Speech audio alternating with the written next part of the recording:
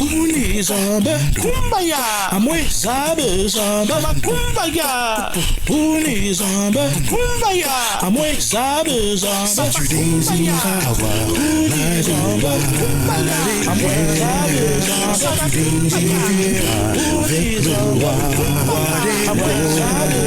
Lève-toi et proclame l'amour vainqueur. Tu vivras. Lève-toi.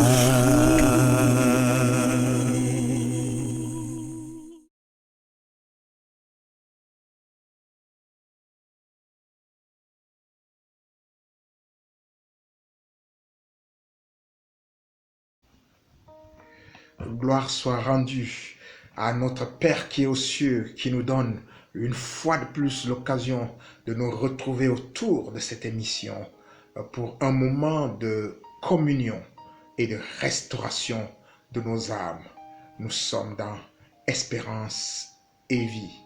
Et pour cette édition encore, le pasteur René Blaise Mbop Akok va faire la révision de la leçon de l'école du sabbat. Et pour l'accompagner ce sabbat, nous aurons Jeanne-Christelle Lorraine et Sanem Bokono de l'église de Kondongo à Yaoundé, au Cameroun, pour faire la première prière. Et à la fin de cette leçon, de cette étude, il y aura la prière de clôture de Fleurette Evinaz de l'église de Yongono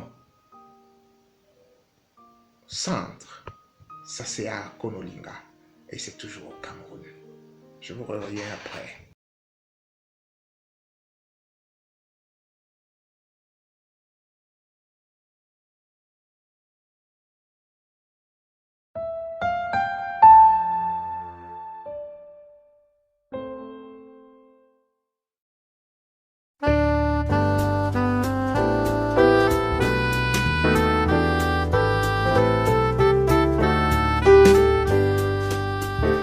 Béni son Dieu par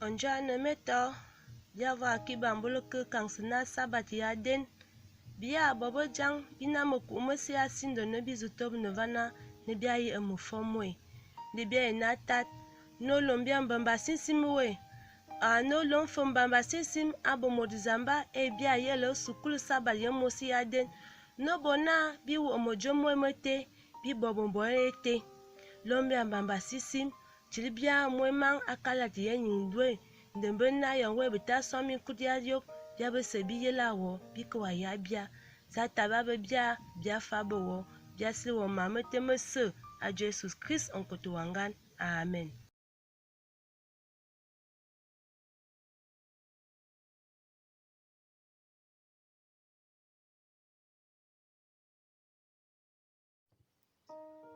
Chers amis téléspectateurs, vous qui nous prenez chaque sabbat dans le cadre de cette émission, que la grâce de Dieu soit avec vous. Nous entamons l'étude de la 9e leçon de cette série sur Ésaïe qui a pour titre « Servir et sauver ».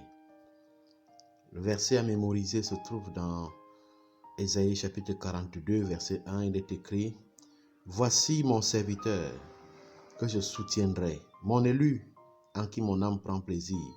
J'ai mis mon esprit sur lui, il annoncera la justice aux nations. » La deuxième partie du livre d'Ésaïe, à partir du verset 40, rentre dans une thématique différente, la thématique de la restauration, qui rappelle que Dieu n'abandonne pas son peuple. Dieu prend maintenant des initiatives pour sauver et pour délivrer son peuple. Ésaïe parle d'un serviteur du Seigneur ayant une mission miséricordieuse similaire. Il ne brisera point le roseau cassé, il ne s'éteindra point la mèche qui brûle encore, pour ouvrir les yeux des aveugles, pour faire sortir de prison le captif et de leur cachot ceux qui habitent dans les ténèbres. Alors, de quel serviteur s'agit-il dans cette étude? Quatre grands thèmes, n'est-ce pas, jalonnent cette étude. Tout d'abord,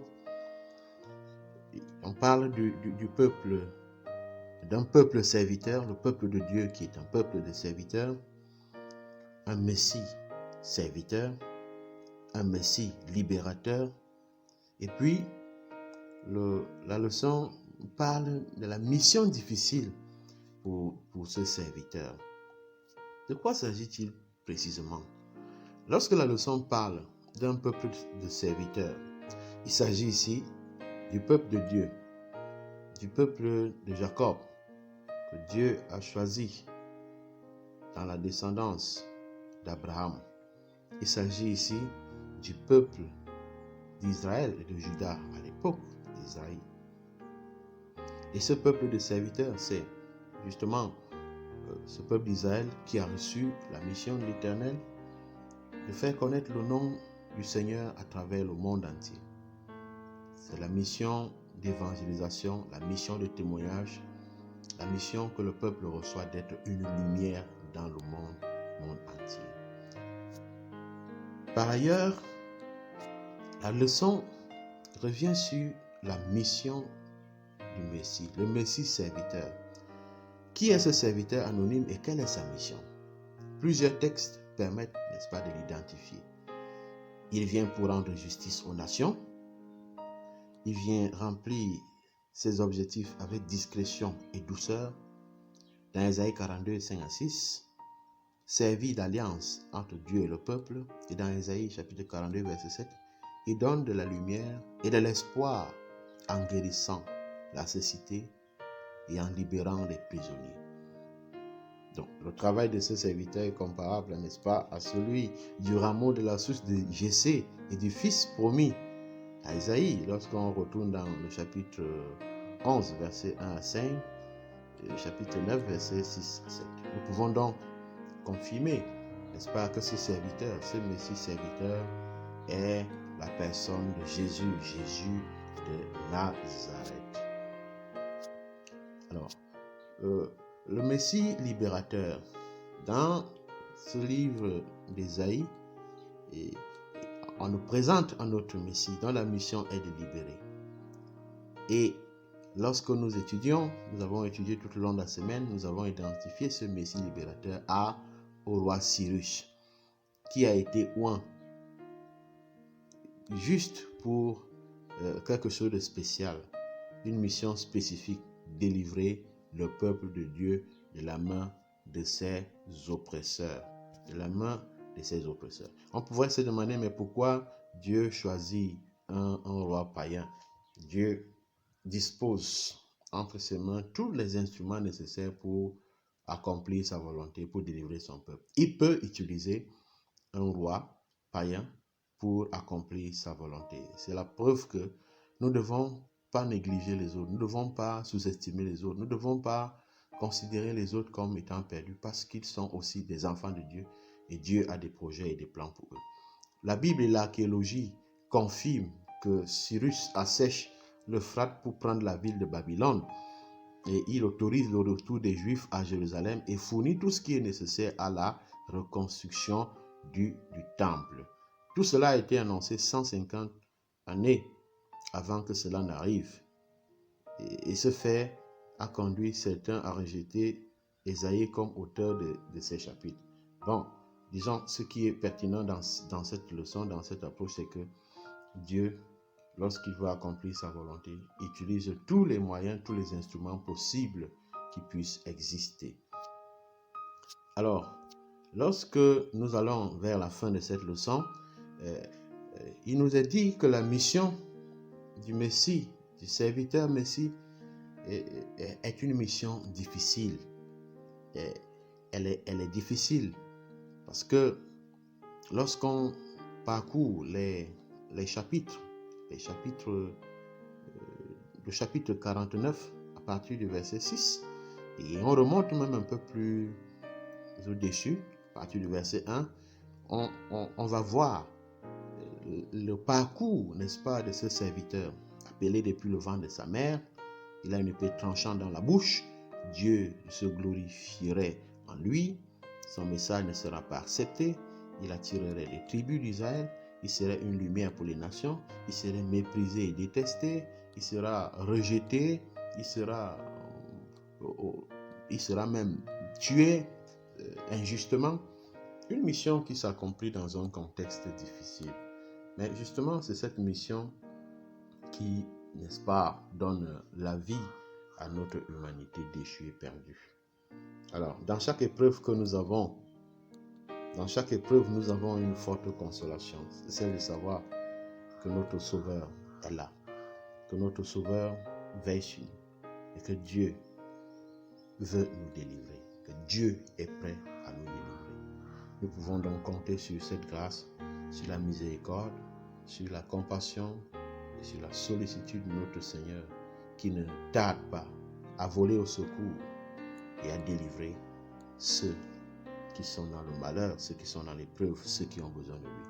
Je souhaite que cette leçon puisse renforcer votre intimité, votre foi et votre alliance avec le Seigneur. Bon sabbat, shalom.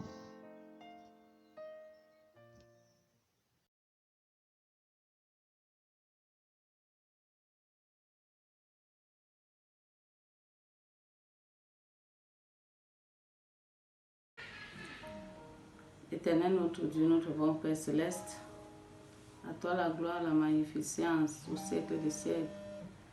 Nous te disons merci à cette matinée parce qu'il t'a plu de nous protéger pendant 6 jours. Et le 7e jour, tu as bien voulu que nous nous remettons à toi, que nous puissions le sanctifier comme tu l'as dit, comme toi-même tu l'as fait. À cela, nous te disons merci. Père éternel, pardonne-nous, nous sommes de pauvres pécheurs et permets que nous puissions être blancs comme la neige. Tu nous as enseigné dans ta parole que nous devons être ceux-là qui te servent afin d'être sauvés lorsque ton Fils reviendra. Comme Jésus-Christ, nous devons suivre son exemple. Il t'a servi depuis le bas âge et il nous a laissé de le faire. Père éternel, permet donc que nous puissions évangéliser partout où nous sommes, que ce soit dans nos services, que ce soit dans nos maisons, que ce soit partout dans nos entourages, que nous puissions proclamer ta parole, afin que ceux-là qui sont dans les ténèbres puissent revenir dans la lumière, car ta parole est lumière, ta parole est la vérité, ta parole est celle-là qui sauve le monde.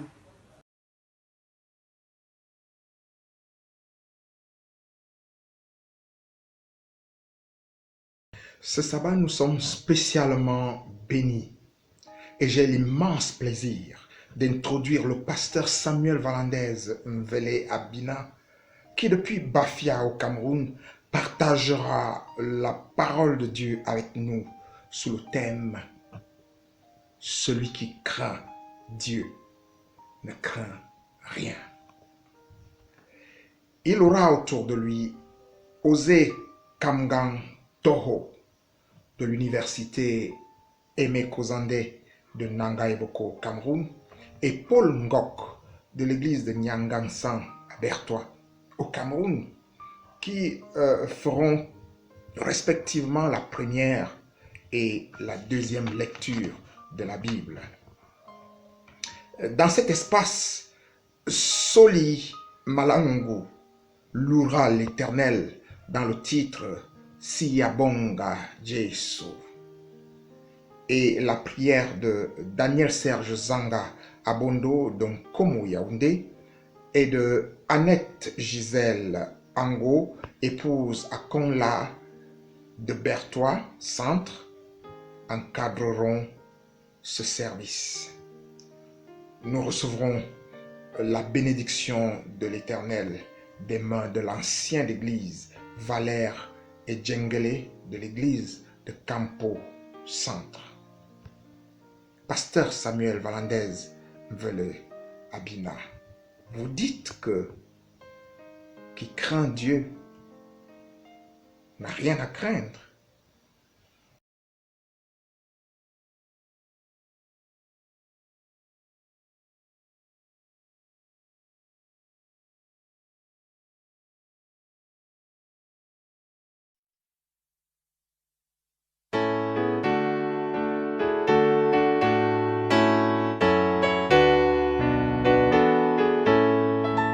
À tes pieds, ô divin maître, je me place.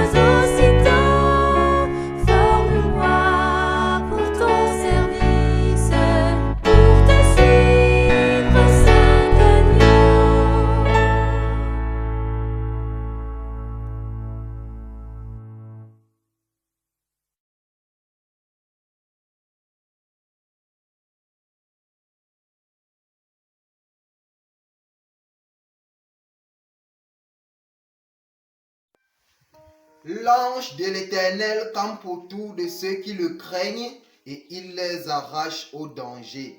Parole de l'Éternel.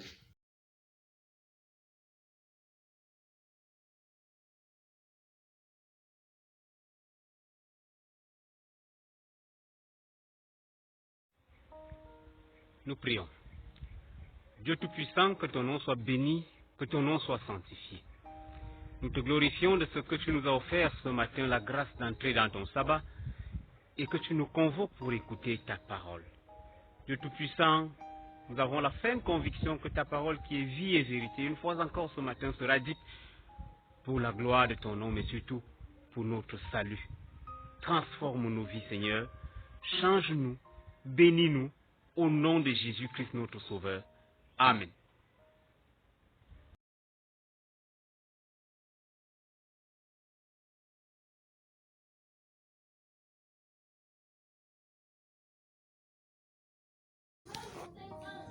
Bien-aimés en Christ, soit le plus bonjour et bon sabbat. Écoutons à présent la lecture de la Bible. Le texte que nous lirons se trouve dans le livre de Daniel, le chapitre 6, le verset 22. Je vais faire lecture. Il est écrit: Mon Dieu a envoyé son ange et fermé la gueule des lions, qui ne m'ont fait aucun mal, parce que j'ai été trouvé innocent devant lui. Et devant toi non plus, ô roi, je n'ai rien fait de mauvais. Que l'Éternel bénisse sa parole. Amen.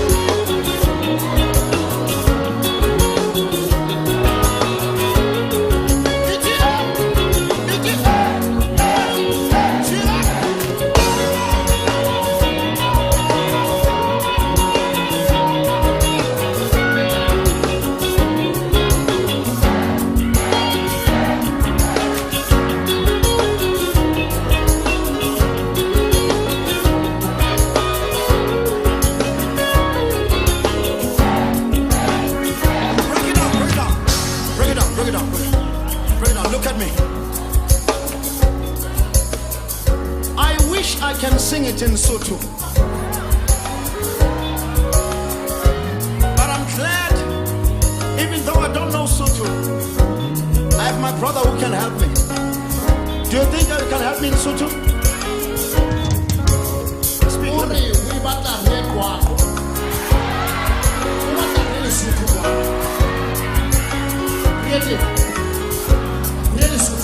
Ah oui, c'est bon. Il faut tomber là.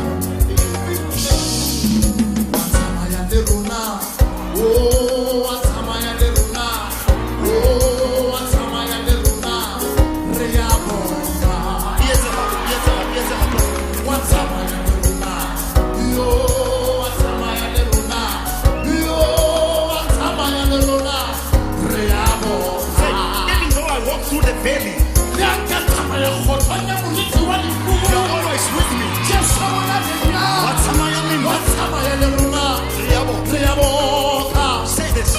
Through thick and thin, you're always with me. Wahaba nami.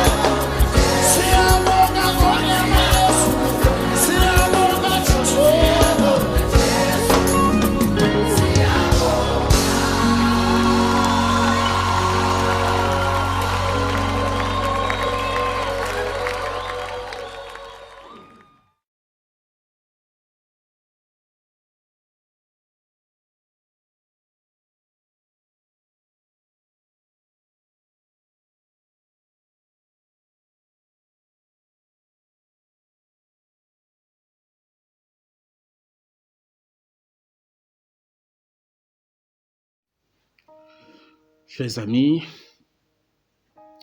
bienvenue à cette émission Espérance et Vie. Je voudrais attirer notre attention sur un texte biblique qui se trouve dans le livre de Daniel, le chapitre 6, le verset 22.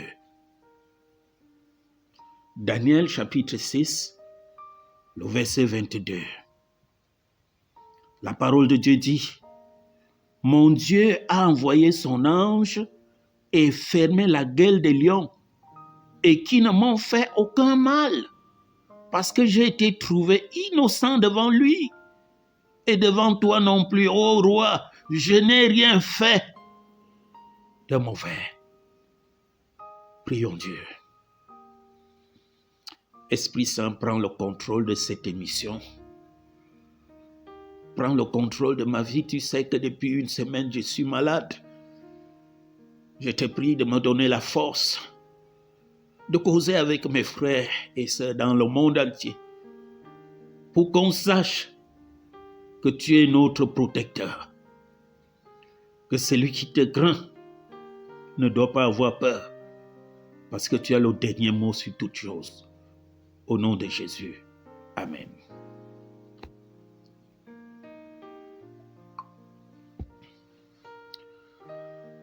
Celui qui craint Dieu ne craint rien. C'est le titre que je voudrais nous proposer. La crainte de Dieu ici, ce n'est pas que Dieu est méchant. Il va nous châtier. La crainte de Dieu ici, c'est l'aimer. Se soumettre à sa parole, à sa discipline, ou encore ses commandements qui sont un code pour vous et moi, pour qu'on soit en harmonie avec lui qui est au ciel et nos voisins. Craindre Dieu ici, c'est dans ce sens-là qu'on doit s'approprier des vérités bibliques. Et pour que celles-ci nous conduisent, nous guident, nous galvanisent pour la paix, pour la sécurité, pour la prospérité. Celui qui craint Dieu ne craint rien. Il peut donc arriver que quand vous êtes avec Dieu, vous serez menacés. Vous aurez des difficultés. Mais la Bible dit que mieux vaut la fin d'une chose que son commencement. Celui qui craint Dieu ne craint rien. C'est pour cela que l'histoire de Daniel avec le roi Darius, Daniel était un homme intègre, un homme qui craignait Dieu, un homme généreux, un ouvrier loyal, un serviteur exemplaire. Mes frères et sœurs, le roi l'a témoigné, le roi était touché. Et je voudrais vous poser la question, frères et sœurs, là où nous sommes, est-ce que les gens peuvent témoigner que ça c'est un chrétien, ça c'est une chrétienne? Essayons de le faire. Nous n'allons pas regretter. La parole de Dieu nous dit ceci: Daniel a été jeté dans la fosse aux lions à cause de sa foi en Dieu. Votre foi en Dieu va vous créer des soucis. Mais n'ayez pas peur. Parce que ce Dieu-là ne va jamais vous abandonner. La Bible dit que le malheur atteint souvent le juste, mais l'Éternel en délivre toujours. C'est le psaume 34, le verset 20. La Bible dit que l'ange de l'Éternel campe autour de ceux qui le craignent et il les arrache au danger. Le roi Darius arrive tôt le matin et trouve Daniel. Il l'appelle et Daniel répond au fond du trou. Il dit: mon Dieu a envoyé son ange qui a fermé la gueule des lions et qui ne m'ont fait aucun mal. Quel miracle! Mon ami, ce qui est vrai, on ne reconnaît plus les vrais enfants de Dieu par le miracle aujourd'hui. Parce que le diable utilise le miracle pour séduire. Mais ce qui est vrai, c'est que tant que le vrai enfant de Dieu va appeler Dieu, le vrai Dieu, d'une manière sincère, il y aura miracle. Quel miracle! Les lions n'arrivent pas à manger la chair humaine. Je vous ai dit, frères et sœurs, ne savez-vous pas que là vous êtes dans une fosse aux lions? Ça peut être votre lieu de service, votre église, votre famille, là où vous êtes dans vos tontines, associations et autres. Votre relation avec Dieu seul pourra vous aider à vous en sortir. Comme Dieu l'a fait avec Daniel dans la fosse aux lions. Il est prêt pour faire la même chose là où vous êtes. Les gens vont vous abandonner, ils vont vous mépriser, mais gardez votre relation avec votre Dieu en allant à l'église, en lisant la parole de Dieu, en étant généreux, même pour ceux qui vous persécutent.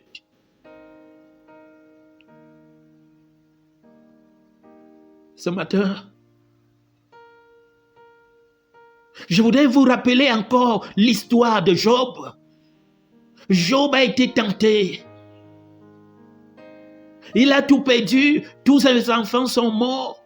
Il a été frappé d'une maladie. Sa femme s'est fâchée et lui a dit: maudit Dieu et meurs, que tu ailles te reposer en paix. Job a dit: non, je ne peux pas le faire. Madame Job, l'a abandonné. Mes frères, nos épouses peuvent nous abandonner. Nos parents peuvent nous abandonner. Nos époux peuvent nous abandonner. Nos amis peuvent nous abandonner. Mais Dieu ne va jamais nous abandonner.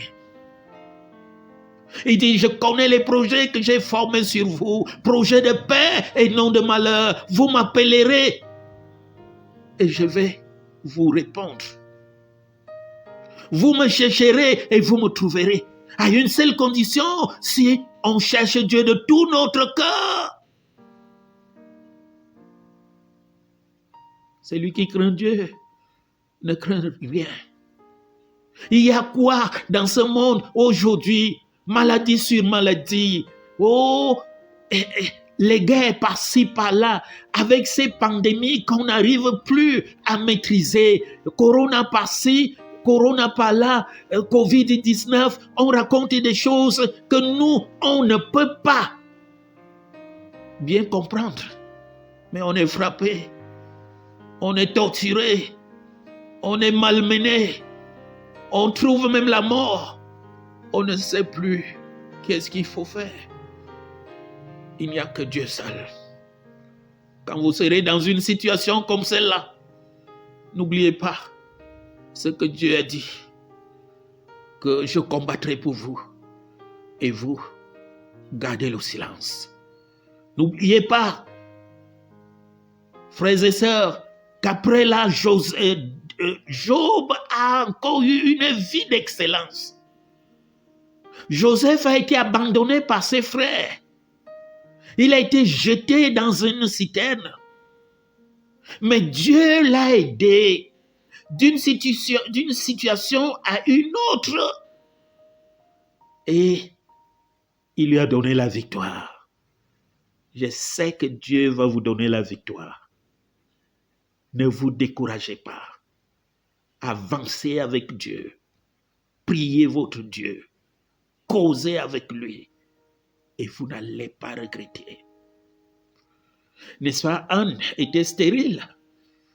Elle n'avait pas d'enfant. N'est-ce pas, on se moquait d'elle. N'est-ce pas, quand elle allait même à l'église, l'homme de Dieu lui a dit que c'est comment tu as bu.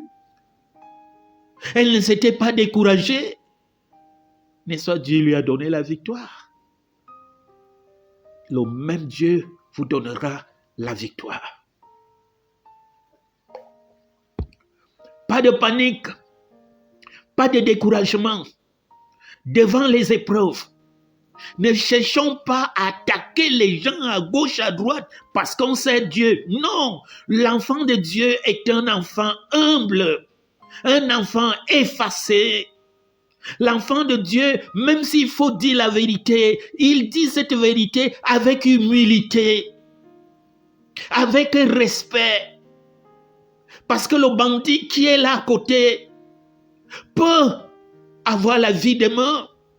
Et la Bible dit, car Dieu a tant aimé le monde qu'il a donné son Fils unique, afin que quiconque croit en lui ne périsse point, mais qu'il ait la vie éternelle. Mon frère, ma soeur, il faut avoir cette espérance. La vraie espérance vient de Dieu. Parce que Dieu ne voyage pas. Dieu ne change pas. Il est le même.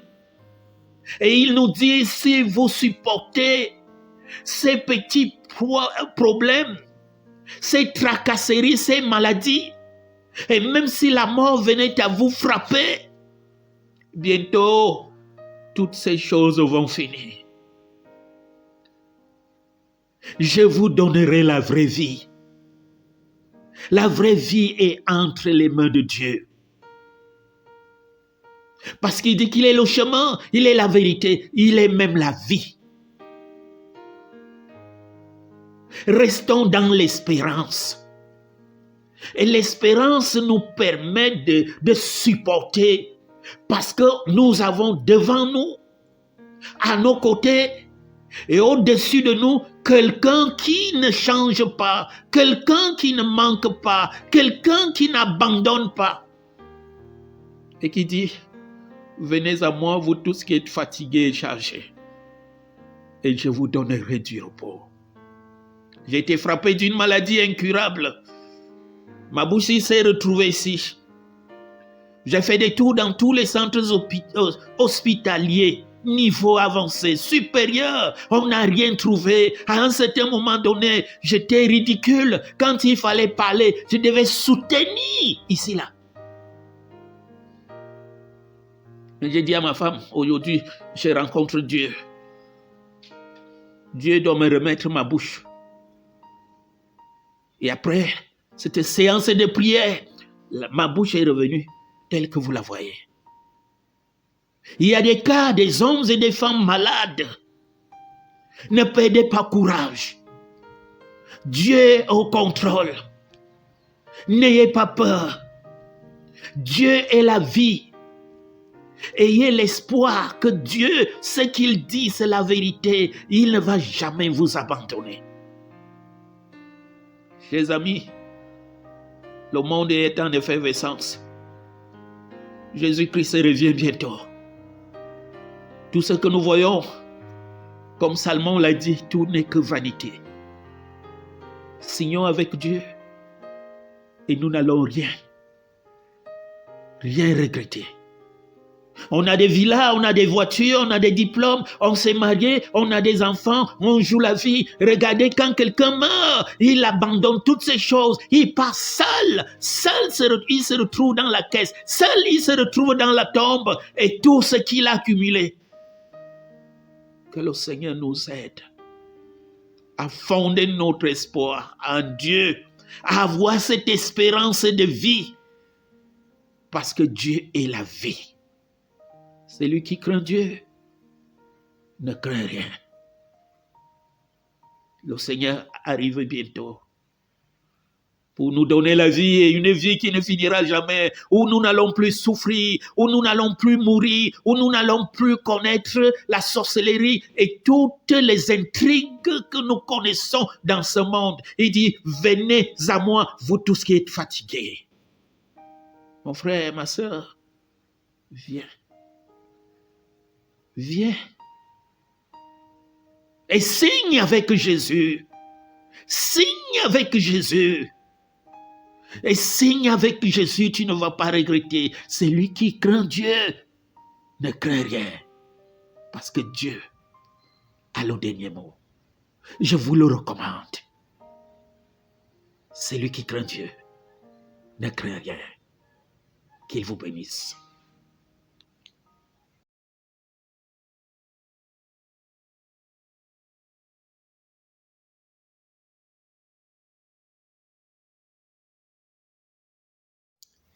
À celui qui règne dans les cieux élevés, notre Père, notre Dieu, nous voulons te rendre grâce, gloire, honneur, magnificent ce matin parce que tu en es digne.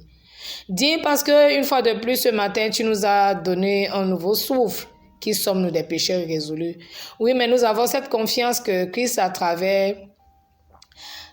intercède pour nous auprès de toi, notre Père, notre Dieu.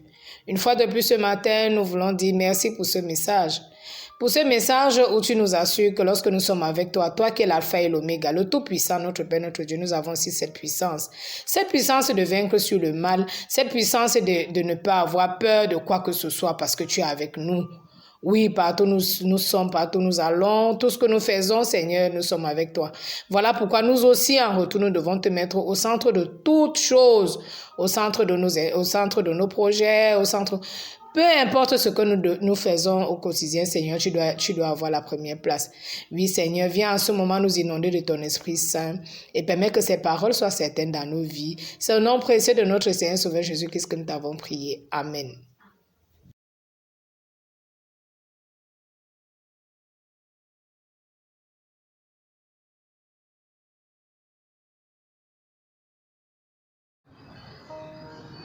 Que la grâce de notre Seigneur Jésus-Christ, l'amour de Dieu le Père et la communication du Saint-Esprit soient avec vous dès à présent jusqu'à l'éternité. Au nom de Jésus-Christ. Amen.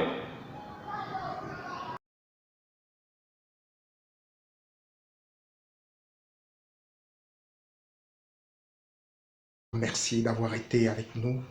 Nous savons que vous avez été richement bénis. Nous tous, nous avons été bénis. Merci à tous qui prennent part à l'édition, qui prennent part à la construction de cette émission. Merci à vous qui donnez un sens à cette émission et qui restez chaque sabbat à l'écoute pour prendre de la part de Dieu dans une communion bien que virtuelle, une communion spirituelle quand même avec notre Seigneur. Vous voyez bien partager cette émission avec vos amis, avec ceux qui sont loin, avec ceux qui n'ont pas l'occasion d'aller dans une église, dans une communauté, qui peuvent très bien vivre le sabbat avec nous. Je vous donne rendez-vous pour sabbat prochain si Dieu nous garde en vie, et je le souhaite pour chacun d'entre nous. Et je vous prie d'inviter beaucoup d'autres personnes à écouter l'émission. D'ici là, je voudrais vous souhaiter une très très bonne semaine et un agréable sabbat. Shalom.